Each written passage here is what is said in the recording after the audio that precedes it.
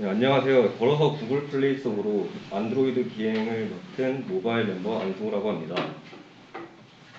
저는 오늘, 저는 오늘 안드로이드 앱이 구글 플레이에 배포될 때까지의 과정을 준비했는데 가벼운 내용이니 부담 없이 들려주셨으면 좋겠습니다. 시작에 앞서 간단한 질문 하나 드리겠습니다. 최고의 모바일 운영체제는 무엇일까요? 저희 팀 멤버인 소변님께 한번 여쭤보겠습니다. 뭐라고 생각하시나요?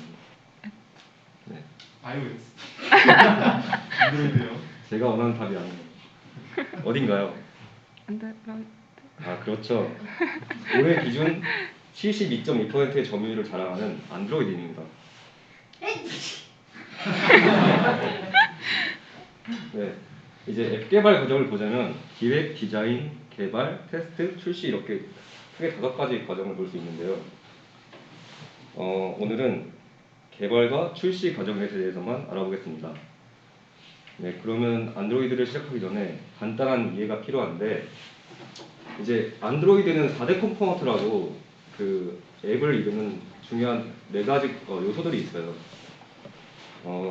액티비티는 실제 사용자에게 보여지는 화면을 구성해요. 유저 인터페이스 UI라고 하죠. 사용자는 액티비티에서 앱과 상호작용할 수 있고 다음으로 서비스는 백그라운드 작업을 담당하는데 유튜브 프리미엄에 가입하고 광고 없이 오프라인과 백그라운드에서 즐겨보세요. 이런 광고 들어보셨나요? 또 열풍타를 써보셨다면 앱에서 벗어나도 타이머는 멈추지 않고 계속 작동하는 걸 확인할 수 있는데 이러한 영상이나 음악, 타이머 등을 백그라운드에서 처리해주는 작업을 서비스에서 담당해요.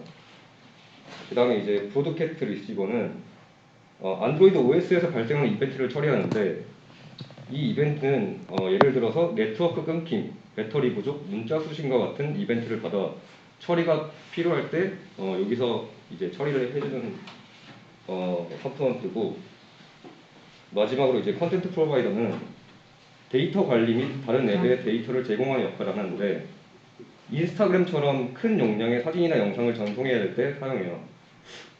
이제 4대 컴포넌트는 독립적으로 다 동작을 해서 서로 상호작용이 필요할 때는 이제 인텐트라는 이 객체를 이용해서 컴포넌트 간의 통신을 이제 하게 됐고 이제 여기까지가 이제 안드로이드의 기본 개념이고 이제 오늘은 액티비티와 인텐트에 대해서만 다뤄보려고 해요.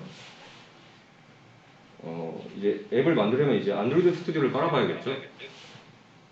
이제 새 프로젝트를 만들면 이제 오른쪽처럼 이제 파일 구조를 이렇게 볼 수 있는데 먼저 매니페스트 저 파일은 앱의 네임, 앱 테마, 권한 설정 등 앱을 정의하는 공간이에요. 그리고 아까 방금 배운 4대 컴포넌트들이 여기에 무조건 선언이 돼야 되고 아까 말한 액티비티 같은 경우는 적어도 1개 이상은 여기에 선언이 돼 있어야 돼요.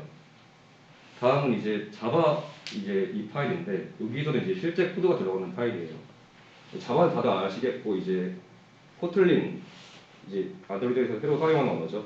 이 2가지를 이제 사용해서 코딩을 하는 공간이라고 보시면 되겠고 이제 리소스 파일 여기는 UI를 위한 XML이 들어가는 파일을 다뤄요.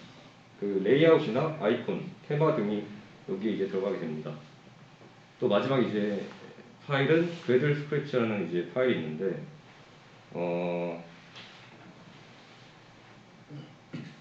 그래들 스크래치는 빌드 배포 도구예요. 사실 안드로이드 스튜디오는 코드 편집만 담당하고 앱을 빌드할 때는 이 그래들을 통해서 수행돼서 여기서는 앱의 버전 관리, 라이브러리, 플러그인 관리 등을 하고 그렇기 때문에 여기서 설정을 잘못하면 앱에 크랙이 발생하기 때문에 잘 다뤄 주셔야 해요. 네, 여기까지가 이제 안드로이드 스튜디오의 구조를 알아봤고 다음으로 이제 중요한 기능과 미래에 대해서 알아보겠습니다. 인텐트는 아까 말했듯이 그 4대 컴포넌트 간의 통신을 담당해요.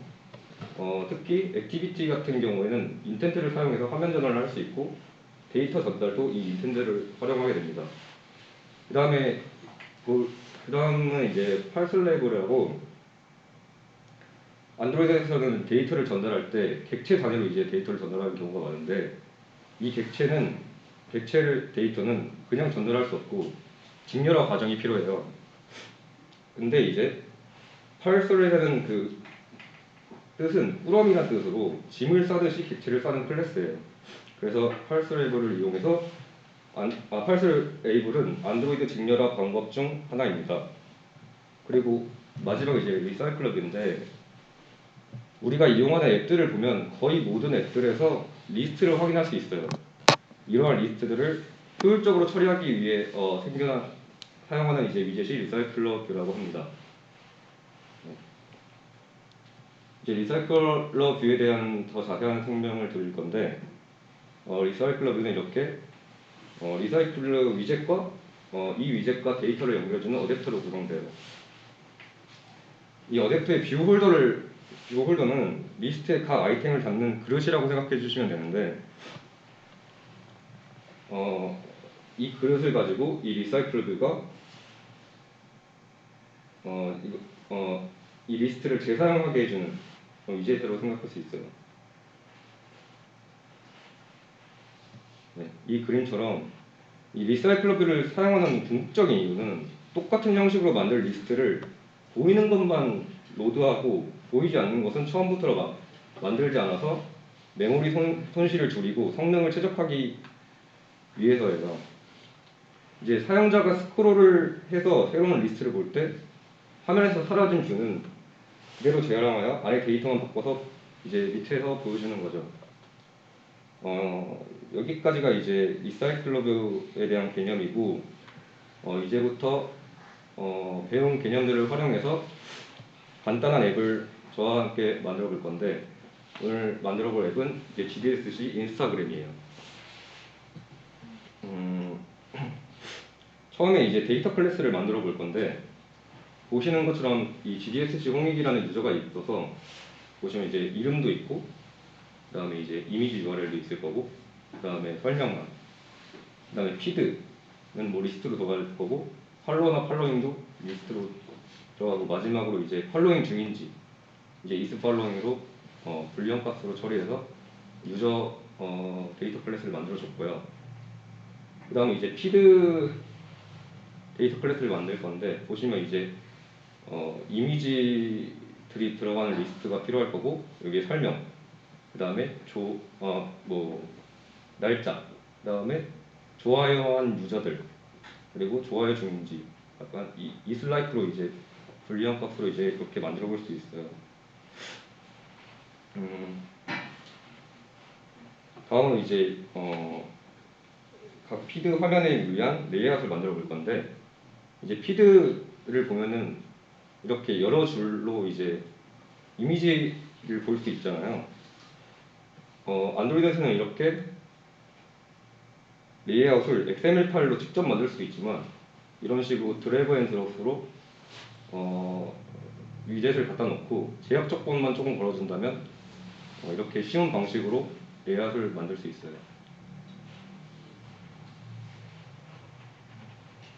다음으로 이제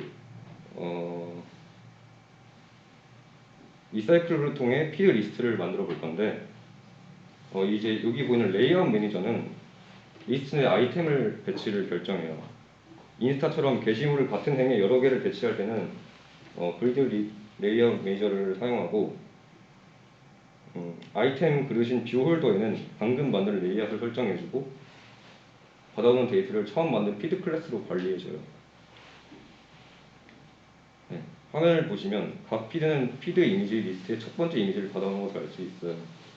따라서 아이템 그릇인 뷰 홀더의 이미지 뷰에 첫 번째 이미지 URL을 설정해주면 되겠죠. 다음으로 화면 이동을 구현해 볼 건데 리스트의 각 아이템들은 이제 피드 클래스를 하나씩 이제 해당하는 데이터를 가지고 있을 건데 첫 번째 이미지를